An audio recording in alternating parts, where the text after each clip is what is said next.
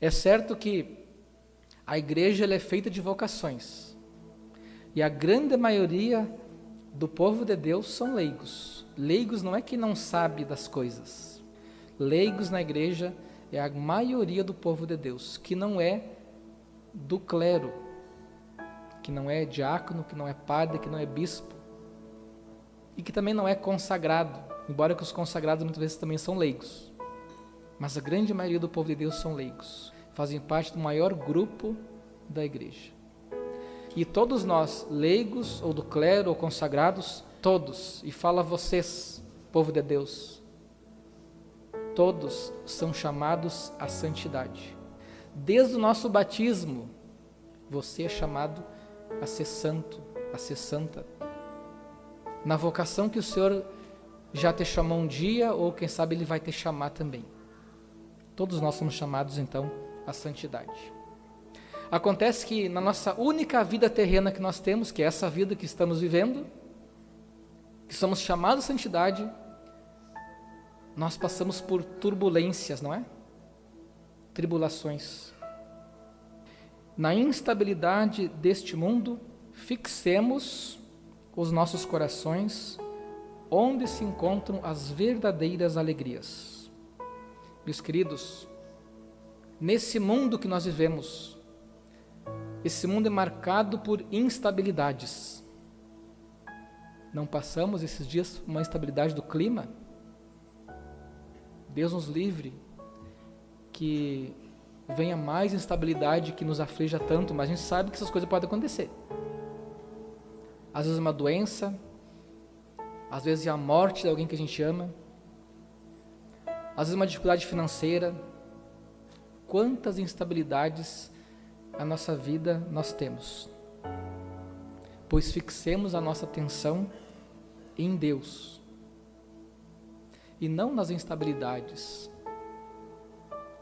Nós vamos combinar essa homilia sobre uma palavra chamada fé. Nós vamos por partes. Às vezes, meus queridos, em vez de nós nos fixar a nossa vida em Deus, a gente se fixa nos problemas, nas tribulações do cada dia.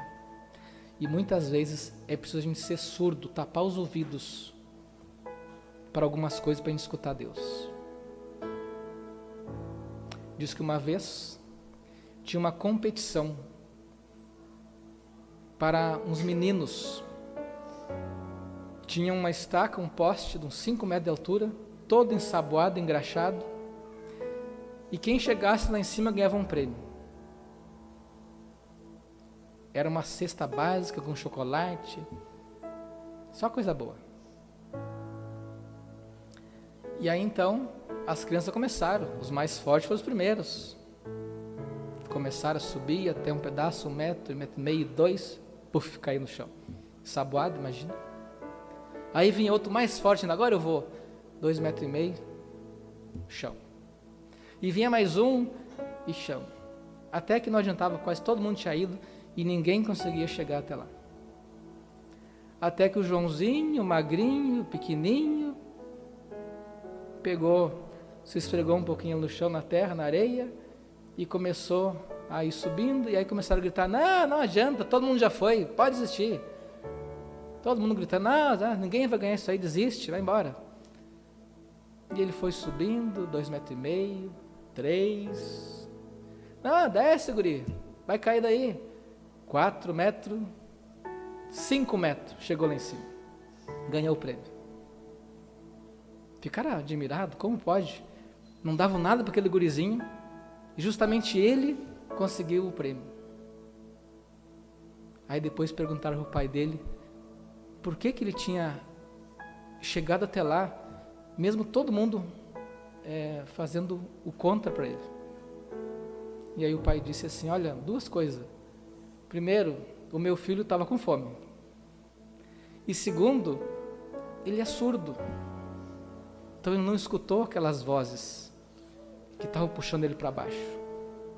Às vezes, meus irmãos, é preciso a gente ser surdo também para algumas coisas do mundo que nos puxam para baixo. A gente tem que procurar fixar a nossa atenção em Deus, que está acima de tudo, não é? Observe que nós não devemos fugir do mundo, mas o cristão é chamado a se santificar no mundo e também santificar o mundo, não é? Porém, cuidado, que no mundo de hoje existe um ladrão terrível. Você sabe qual é o maior ladrão do mundo? Está no teu bolso. Esse aparelhinho que você tem no bolso, eu também tenho o meu aqui no bolso. Esse aparelhinho que nós temos no bolso é o maior ladrão do mundo, o celular. Muitas coisas já roubou da gente. Eu vou citar algumas. É possível que alguém pense em mais coisas também. Ele já roubou da gente o telefone fixo, a TV, o computador, o relógio, o despertador, a câmera fotográfica, o rádio, os antigos aparelhos de CD, DVD. Já roubou da gente o jornal, a revista, os livros, a lanterna, aquela para caçar formiga. Já roubou da gente o espelho, da gurizada roubou o videogame. Já roubou a nossa carteira, o nosso dinheiro, os documentos. Já roubou também da gente o cartão do banco, o calendário de mesa, a agenda. E agora coisas muito mais importantes ele roubou da gente. A capacidade de a gente olhar as pessoas nos olhos. Tem roubado casamentos, tem roubado a inocência das nossas crianças, tem roubado a nossa pureza. E vai roubando até mesmo a nossa visão. Aquele tipo de luz ali agride nossa visão. E o mais grave de tudo, meus irmãos, vai roubando a nossa saúde mental. Por que tem tanto TDAH hoje em dia? Transtorno de déficit de atenção. É por causa desse aparelhinho que tem roubado tantas coisas da gente.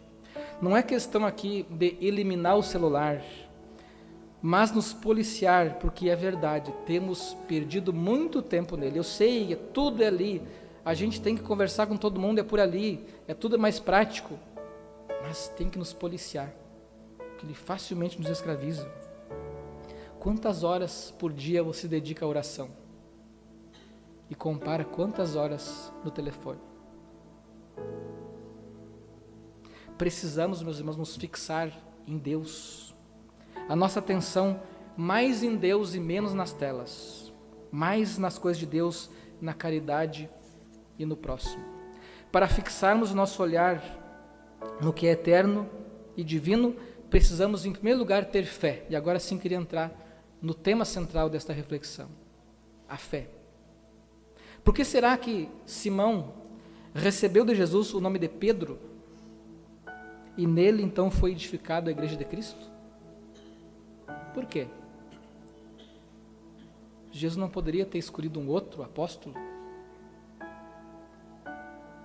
Ele escolheu Simão e trocou o nome dele para Pedro por causa da fé de Pedro. Pois então Jesus lhe perguntou: e vós quem dizeis que eu sou? Perguntou para todos os 12. Pedro respondeu: tu és o Messias, o Filho do Deus vivo. Aqui temos a fé de Pedro. Ele viu um homem, mas enxergou Deus. Para ter fé, é preciso nós também taparmos os nossos ouvidos para aquilo que nos tira a fé. Tem coisas que nos tiram a fé, tem que tapar o ouvido. A igreja de Cristo, saiba, ela tinha tudo para não prosperar. Tinha tudo para dar errado. Quem eram os 12 apóstolos? Pescadores, humildes, pessoas simples. Eles contrariavam uma elite religiosa no seu tempo. Tinha tudo para dar errado. Mas a igreja de Cristo está de pé até hoje, e a profecia é até o final dos tempos, por causa da fé de Pedro. Tudo começou por causa da fé de Pedro. A fé é uma planta fraca, que a gente precisa cuidar dela. Sol, água na medida certa, senão ela morre. Para ela crescer, tem que ter o cuidado necessário. Se você não cuida da tua fé, ela vai enfraquecendo. É preciso a gente pedir: Senhor, aumenta a minha fé. A minha fé está tão fraca, tão pequena, aumenta a minha fé. Mas se você já tem a fé, nem que seja pequena, já é uma grande coisa. Saiba disso. É preciso nós pedirmos que o Senhor aumente mais a nossa fé. Todos nós somos chamados à salvação, mas a missão que Deus confere a cada pessoa é diferente. A missão do padre é uma, a do diácono é outra, a da religiosa é outra, a dos leigos é outra. O apostolado próprio dos leigos, sabe qual é? De vocês, leigos? É buscar o reino de Deus, ocupando-se das coisas temporais e ordenando-as segundo Deus. Isso aqui é do Concílio Vaticano II, Lumen Gentium, capítulo, ou melhor, número 31, documento do Concílio Vaticano II diz isso. Vivendo cristamente realidades como a família, o trabalho, amizades e também a diversão. Onde nós estamos, viver santamente isso.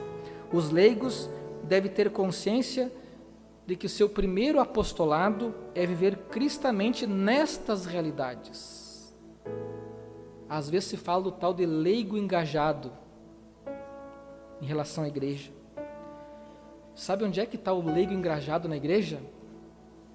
Lá no trabalho, ou melhor, antes, lá na família, lá nas realidades temporais. Se ele é generoso e se ele sobra tempo, então ele se dedica à igreja. Quem se dedica 100% à igreja é o padre, é a irmã religiosa. Nem é o diácono que se dedica totalmente, o diácono permanente se dedica depois que ele já atendeu sua família. A missão de vocês leigos, em primeiro lugar, é atender a família de vocês, de modo cristão. E lá no trabalho viver santamente, santificando o trabalho, como diz São José Maria Escrivá, não é? Um leigo vive santamente sua fé quando no seu trabalho ele é sinal de Cristo, transformando aquela realidade. Essa é a missão de vocês leigos. Que como São Paulo, reconheçamos que quanto à santidade de nossas ações, tudo contribui para a glória de nosso Senhor, pois tudo é dele, por ele e para ele. A nossa vida é para ele. A tua vida é para Cristo. Ele na cruz morreu por ti e agora você e eu também temos que morrer também por ele. Dá o nosso melhor. Aonde nós estamos? Eu na igreja, você na família, no trabalho, também na igreja. Mas todos nós por Cristo. Louvado seja nosso Senhor Jesus Cristo.